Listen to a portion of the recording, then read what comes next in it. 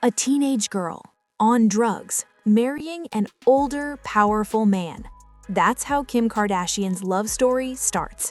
Not with romance, not with flowers, not with fairy tales, but with chaos, bad decisions, emotional confusion, and straight-up recklessness. And from that moment on, her love life never slowed down. It spiraled. Control, obsession, public humiliation, mental breakdowns, emotional survival. This isn't gossip. This is the real story behind Kim Kardashian's toxic marriages and her wild, controversial love life. In the year 2000, Kim Kardashian was just 19 years old when she secretly ran away and married music producer Damon Thomas, a man nearly 10 years older than her. And years later, Kim admitted something that shocked everybody. She said she was high on ecstasy when she got married. Let that sink in. A teenager, high, marrying an older man with money, power, and industry control.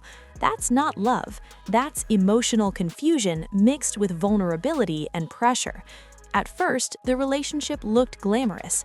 Big houses, luxury cars, Hollywood lifestyle. But behind closed doors, it turned dark fast. Kim later said Damon was extremely controlling. He wanted to know where she was every second, who she talked to, what she wore, where she went. Her freedom slowly disappeared. She felt trapped, watched, controlled, not loved, not protected. Then came the betrayal bomb. Ray J later claimed Kim chased him while she was still married and eventually cheated on Damon with him. If that's true, this wasn't just emotional collapse, it was total chaos.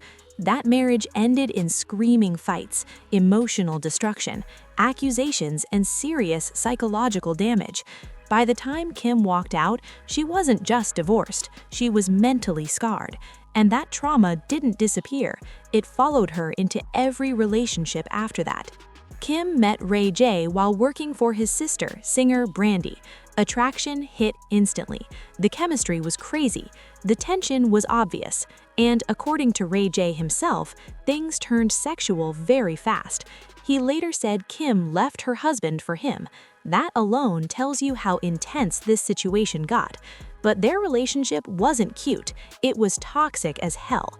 Both accused each other of cheating. Jealousy went nuclear. Arguments never stopped. Trust completely died. Their relationship became a non-stop emotional war. And then came the moment that changed pop culture forever. Their private sex tape leaked, and overnight, Kim Kardashian became world famous. Her name exploded, her face went viral, her life flipped upside down. But fame didn't feel good. It came with public humiliation, judgment, shame, and endless internet attacks. Later, Kim admitted, "I did ecstasy once and I got married. I did it again, I made a sex tape. Everything bad happened." That sentence explains her entire emotional state back then. Lost, reckless, self-destructive. Ray J later said he felt used. Kim later called Ray J a pathological liar. Two broken people, one nuclear relationship, and a scandal that rewrote celebrity culture. That relationship didn't just change her career, it permanently changed her mental wiring. Then came Reggie Bush, NFL superstar. For the first time, Kim looked like she wanted real love. Not fame, not drama, not chaos. Real love. She talked about marriage, she talked about kids, she talked about settling down. And honestly, this relationship looked healthy. But fame slowly poisoned everything. Constant paparazzi, media pressure, long schedules, long distance, trust problems. Then came the scandal that wrecked everything. Amber Rose, Kanye's ex, accused Kim of cheating on Reggie with Kanye. She publicly called Kim a homewrecker. The internet went insane. Fans attacked. Blogs exploded. Trust shattered. Whether it was true or not, the relationship was damaged beyond repair. Suspicion killed the vibe. Insecurity killed the trust. Pressure killed the future. Reggie walked away, and Kim later admitted this breakup destroyed her emotionally. This was the one that almost saved her, and she lost it. After Reggie, Kim rushed into marriage like her life depended on it. She met NBA player Kris Humphries. 6 months later, boom, engagement. Kim later admitted the real reason: she was terrified of turning 30 unmarried. That fear pushed her into the worst decision of her love life. From day one, the marriage was a disaster. They fought constantly, their personalities clashed, their lifestyles didn't match, their values didn't align. Kris mocked her career, belittled her lifestyle, embarrassed her publicly. Behind the scenes, their arguments were nasty, emotional, and draining. Kim later admitted she realized the marriage was doomed during the honeymoon. Let that sink in. You know your marriage is over before the honeymoon even ends. 72 days later, divorce. The world roasted her. They called her fake, manipulative, attention-hungry, fame addict. But insiders revealed the real story.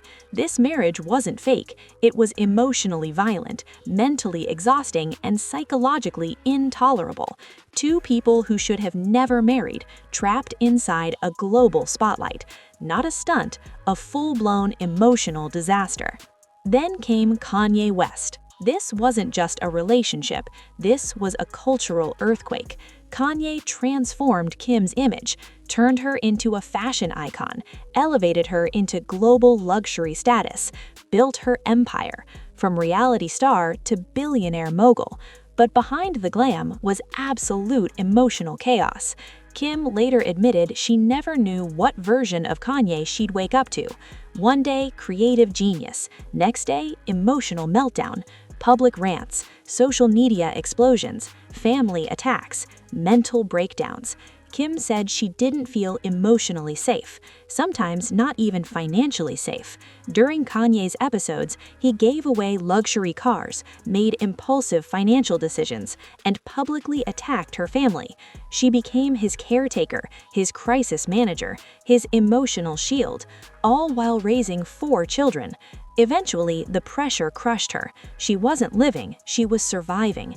She filed for divorce in 2021, not because love ended, but because her mental health was at risk.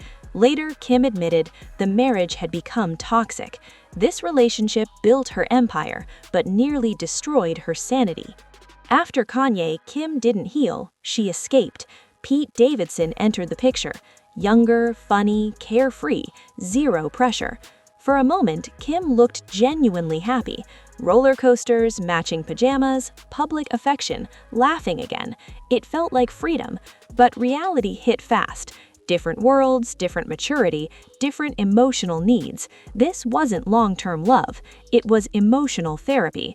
9 months later, done. Another chapter closed. Another emotional reset. Over the years, Kim Kardashian has been publicly linked to more than 12 boyfriends and romantic partners, yet not one relationship gave her lasting emotional peace. Here's the brutal truth. Kim Kardashian doesn't chase love, she chases validation, security, control, and emotional escape. She bonds fast, gets attached hard, falls deep, then collapses emotionally. Every relationship follows the same cycle: passion, chaos, control, breakdown, exit. Her biggest enemy isn't men, it's unresolved emotional trauma, and until that heals, the pattern keeps repeating. So what do you think? Is Kim Kardashian unlucky in love or addicted to emotional chaos? Drop your take. This debate is about to get wild.